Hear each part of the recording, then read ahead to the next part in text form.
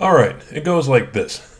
The second, and possibly final, DLC for The Outer Worlds, titled Murder on Eridanos, released on March 17th, 2021. Just about every week since that day, I would remember, I gotta play that last DLC for The Outer Worlds at some point, and then go back to what I was doing. Finally, a couple weeks back, I got around to downloading the game, went to start it up, and wouldn't you know, my save data is nowhere to be found.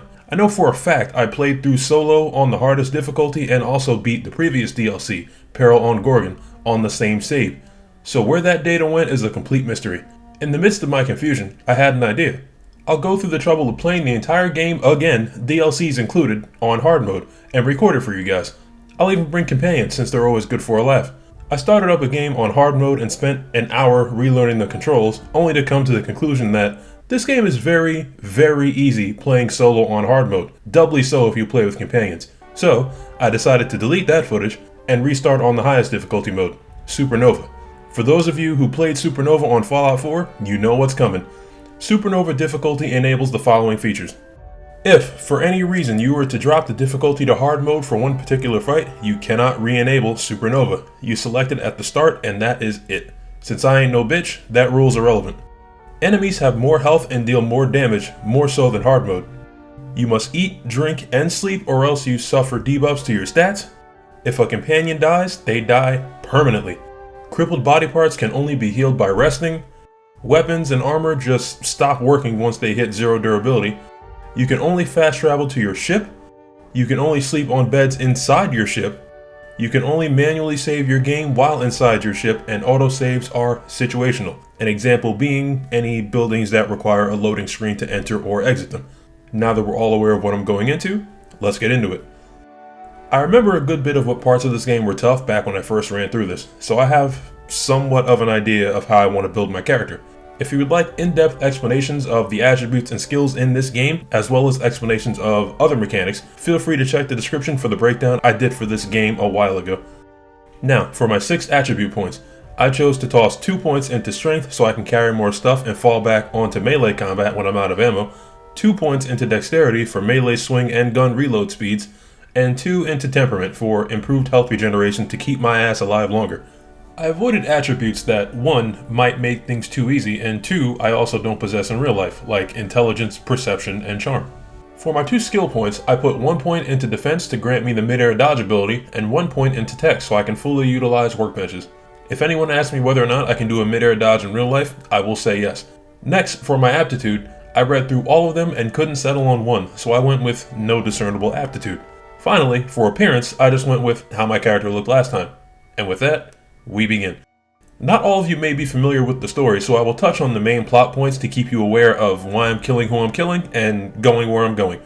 The game takes place within a space colony called Halcyon, the only colony owned entirely by a board of corporations.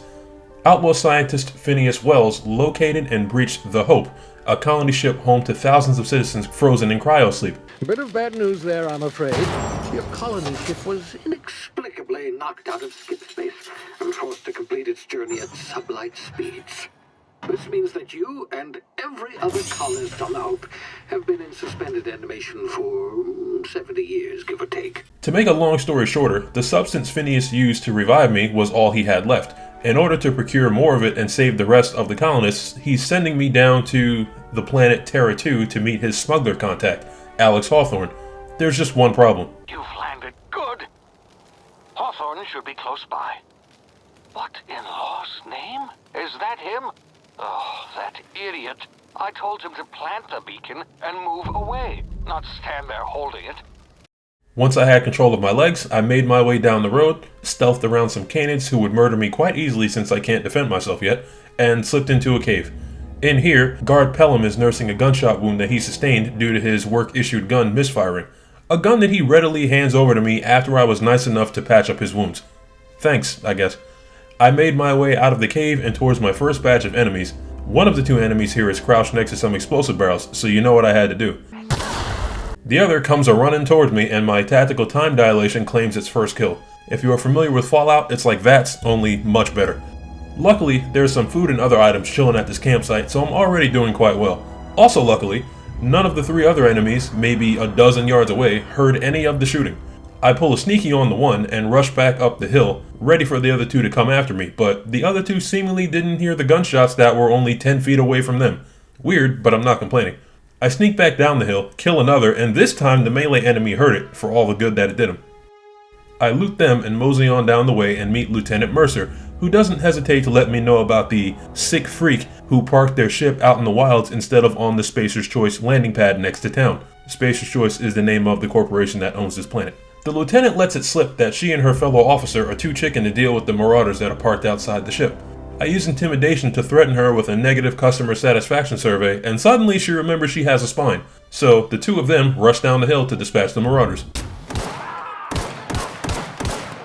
Or not. I finish the job, loot all the bodies for stuff to wear or sell, and board the ship. Doing that was enough to level up, so I put some points into my tech skills to get ready for all the weapon tinkering I'm going to be doing soon. I can also unlock my first perk, so I chose a 50% base health increase because, obviously. On board the ship, I talk to Ada, the ship's AI, and bring her up to speed on Alex Hawthorne. He's super dead. Since this ship is basically mine now, Ada informs me I need to get it up and running, for which I need a power regulator. There's probably one in Edgewater, the nearby town, so that's my next destination. I take a quick nap and eat before heading outside, only to be met by Ernest. He explains he's with the Spacer's Choice Department of Human Resources and was sent to check on the guards. You know, the dead ones. I inform him that they inexplicably, brutally shot themselves while on patrol. Ernest ain't too bright, so he believes me. I ask if I can have their armor, but he says it's company property. It would be no challenge to kill him too, just for this, but he's only doing his job, and I can't risk dropping my reputation with Spacer's Choice too low, otherwise all the guards will come looking for me. A few marauders later, I reach town, and I'm greeted by Silas, the guy they paid to dig graves and bury people. I'd like to say now, I won't go too in-depth on every side quest, only the ones that I accept indirectly in the natural progression of the main story, or any that are just plain interesting. Silas informs me that citizens of Edgewater are required to pay for their own grave sites prior to dying. If the citizen does not have enough money to do so, their closest living relative must pay the grave site fees for them. Ain't that some shit? Anyway, 4 people in particular have yet to pay up, and it's up to me to give them the boot and snatch the loot. The boot is metaphorical, of course.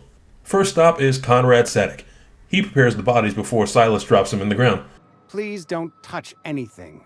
Your hands are probably crawling with germs. Physical hygiene recapitulates moral hygiene. Cleanliness is next to lawfulness. No, thank you. That's quite all right. Conrad is upfront about the fact he's broke as a joke. I took 4 steps to the right into the examination room to look at a notepad on a table which revealed one of his last bodies, Eugene, had a mouthful of gold teeth. I mentioned this to Conrad and we both agreed it would make perfect collateral to give to Silas, along with Conrad's own signature and an IOU. On my way to the next person, I stopped by the chapel to speak with Vicar Max, a possible companion. All you have to do is find a book for him, which we'll do later. Next up, Martin Abernathy, a very old and very much not sick cannery worker. Martin is convinced that Silas knows. Silas knows, doesn't he? Knows what, you're probably asking. I don't need to tell you because Martin rats himself out when I bait him into doing so. It's plague. Has to be. Silas knows. He knows I got one foot in my grave and now he wants to charge me for the other one. I respond very kindly and sensitively to his situation. And he forks over the money. 2 down, 2 to go. On to the next one. Phyllis Granger, foreman at the Edgewater Cannery, the only source of income for Edgewater citizens and the primary source of revenue for Spacer's Choice. Phyllis was actually nice enough to pay the fees of her co-worker who, one day, had enough of life. Suicide is badass. No. The guy had no next of kin, so the responsibility fell on her. Funny enough, the name of this co-worker was Eugene, most likely the same Eugene whose extracted dental work is going to pay Conrad's bills. Last but not least, Ludwig Miller. To describe this man in one word. Prepared? Insane? You be the judge. The war. The coming apocalypse. Man versus machine. I'm talking about mechanical soldier. Cold, heartless automatons made of iron and lies. Anyway, I broached the subject of his gravesite fees and he immediately pays up. This was a fairly simple debt collection quest and I'm sad my knuckles remain unbloodied and no kneecaps were broken. We'll stop by Silas to drop off the fees later. Back to the matter at hand. The power regulator for my ship. I skip over to the cannery, take the lift up to Reed Thompson's office, the man in charge around here, and he is in the middle of speaking with a worker. I let him know why I'm here, and the worker, Parvati, says there's only one regulator in town and it powers the cannery. That's very important information to freely toss at a complete stranger, but I digress. Reed mentions there is another power regulator that powers the botanical labs outside of town. The only catch is that the botanical labs are home to some deserters, people that have had enough of working their hands to the bone for Spacer's Choice and just decided to leave. They're still technically Spacer's Choice employees, so killing them is out of the question, I would guess. Good Lord, no, I don't want you killing anyone, least of all them. Reed makes it clear. He wants me to visit the geothermal plant outside town and divert power away from the botanical labs right to Edgewater. This would give the deserters no choice but to return to work. Now, I don't care either way, but Reed is one creepy looking sumbitch, and based on the fact that there's a literal plague ravaging the town and Spacer's Choice is doing nothing to help its own employees, doing the opposite of helping Reed is the guiding principle behind my actions from here on. Parvati offers to show me around the region since she was born and raised here, and I'm nice, so I take her with me. That right there is how I fucked up for about the next 3 hours of playtime. I thought I could accept her as a companion and then banish her to the ship, but the ship is not technically mine until I find and install the power regulator. From now until then, this very squishy NPC with the ability to permanently die has to follow me around, and I have to keep her alive. My plan from the start was to recruit all the companions and just keep them on the ship, since their companion quests are usually very rewarding later on, and some dialogue sessions will require every companion to weigh in on important decisions. But this fuck up was unforeseen. Anyway, I escort Parvati out of town and, regrettably, towards combat. First stop is finding Vicar Max's book that he's been looking for. Right outside the house belonging to the man that Max believed had the book, there's some spacecraft debris.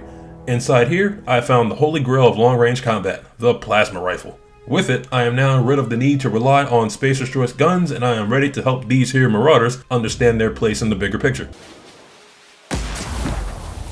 In another awesome stroke of luck, on one of the corpses, I happen to find a T&L manufactured assault rifle, otherwise known as my favorite gun in the game. Once inside the house, I find a data log for the book's owner, detailing how he changed the hiding spot to a cave over the ridge. I head there, almost get my legs blown off by a landmine, and nab the book. It's been a while since I've saved my game, so I first head back to Edgewater to see Vicar Max, and he's pissed, because the book is in French. What the fuck is this? Is this French? I can't fucking read French. He then asks if he can come with me when we eventually depart Terra 2 so he can go find the answers he's looking for elsewhere in the colony, so I tell him, sure, why not. Next, I fast travel back to the ship, install a mod on my assault rifle that will come in handy later, and then take an 8-hour power nap. Rested and refreshed, I make a mad dash toward the botanical labs. Watching the road is Grace Romero, a sharpshooter who's about as subtle and intelligent as a brick. Answers, huh? You must be one of those philosophicals. Already got ourselves one of those. I accidentally talked to her one too many times, and she saddles me with a quest to locate a missing member of their camp, Zoe. She also tells me that Adelaide, the appointed leader of the camp, is in the greenhouse, so I head on over. I have been called that, among other things. Green Thumb, grandmother, the strange old lady who keeps flowers. But yes, Adelaide will do just fine. I inform Adelaide that Reed tasked me with diverting power away from the botanical labs and towards Edgewater. As you'd expect, she wants me to do the opposite. This was my plan already, as we know. I leave her to head for the geothermal plant and get the power diverted, but not before admiring this confident boy outside.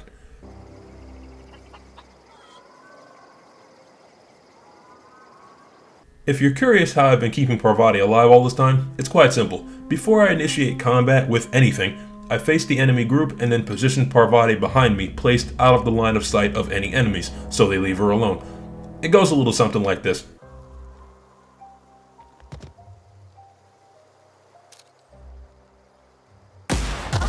Here we go!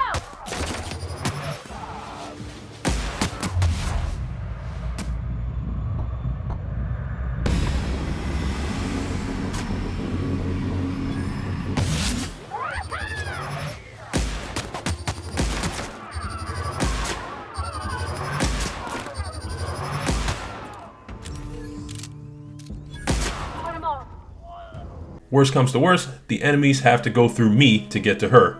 A simple plan, but an effective one. Now, the geothermal plant is crawling with robots, so here's where that mod I installed on my assault rifle will come in handy. Mag-to-Zap, which converts the rifle from physical damage to shock damage, the weakness of robot enemies. I shoot up the geothermal plant, activate the 3 thingamajigs to get the plant back up and running because I remembered I had to do that last time, then I leave.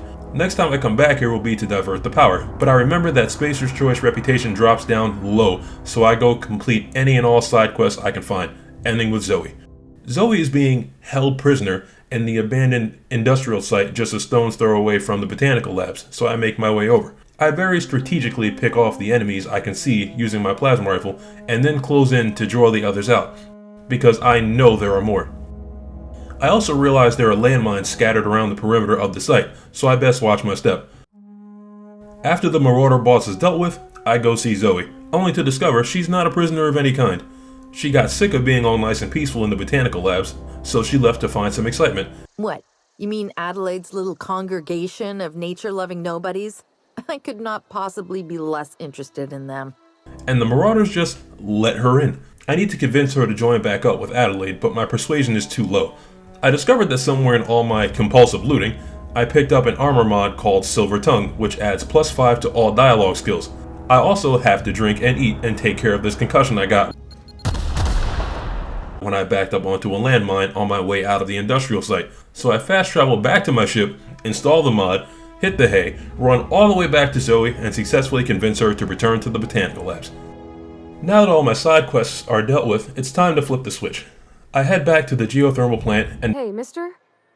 Look, I know you want your power regulator and all, but I just gotta ask you, do you understand what you're about to do? And divert power away from Edgewater to the botanical labs. Reed is probably not happy. I politely make my way into Edgewater, sidestep the Spacer's Choice guards at the cannery, and go towards the power regulator where Reed was waiting for me. You want to know what gets my bile churning? Edgewater has suffered a cavalcade of disasters: plague, marauders, desertion. Then you wandered in town. And I was so damn sure our luck was starting to turn. I never knew how right I was. Just answer one question for me. Why'd you do it? Reed tells me he ordered any and all guards to shoot me on sight. I tell Reed to get the fuck out my face. Reed walks away, and I swiftly murder every guard between me and the power regulator. One guard said he didn't want to die today and ran out the way I came in, only to come back moments later. He was probably late on his gravesite fees and opted to go out the same way Eugene did. Suicide is badass! I nab my regulator, deliver a parting word to Reed Thompson, and make my way out of Edgewater and back to what is soon to be my ship.